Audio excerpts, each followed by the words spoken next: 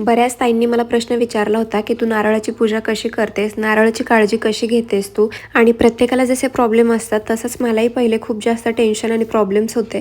त्यानंतर मी स्वामींच्या केंद्रात गेले होते, स्वामी समर्थांच्या, आणि केंद्रात गेल्यावरती मला तिकडच्या ब्राह्मण काका आहेत, त्यांनी मला सांगितलं होतं तुमची जी कुलदेवी आहे तिच्या नावाने एक नारळ पूज घरामध्ये. आणि नारळ मी पहिल्यांदा पूजला होता ना मंगळवारचा, त्यावेळेस तो नारळ माझा इतका खराब झाला होता आणि तो पूर्ण काळाच झाला होता.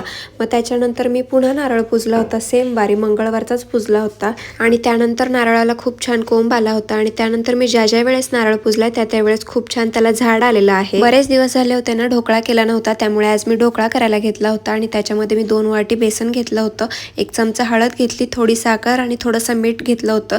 आणि 2 कप पाण्यामध्ये मी चांगलं ते भिजवून घेतलं होतं. तुम्ही जसं पाणी हवंय तसं घेऊ शकता, पण जास्त पातळ करू नका. त्यानंतर मी याच्यामध्ये एक इनोचं पूर्ण पाकिट टाकलं होतं आणि इनोचं पूर्ण कालवून घ्यायचं, कारण गुठळ्या राहायला नाही पाहिजे. आणि इकडे मी कुकरच्या डब्याला तेल लावून घेतलं होतं आणि मी कुकरच्या डब्यातच आज ढोकळा करणार होते.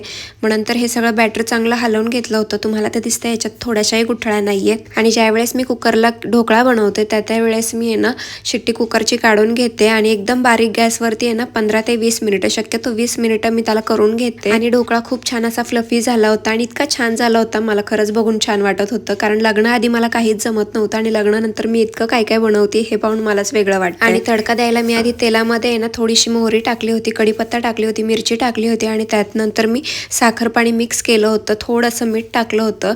आणि हे पाणी ना मी ढोकळ्यावरती पूर्ण पाणी मुरलं पाहिजे आणि तरच तो ढोकळा खूप चवीला छान लागतो. तुम्हाला व्हिडिओ कसा वाटला हे मला नक्की सांगा आणि खूप छान छान कमेंट करताय. सगळ्यांना थँक्यू सो मच. बाय.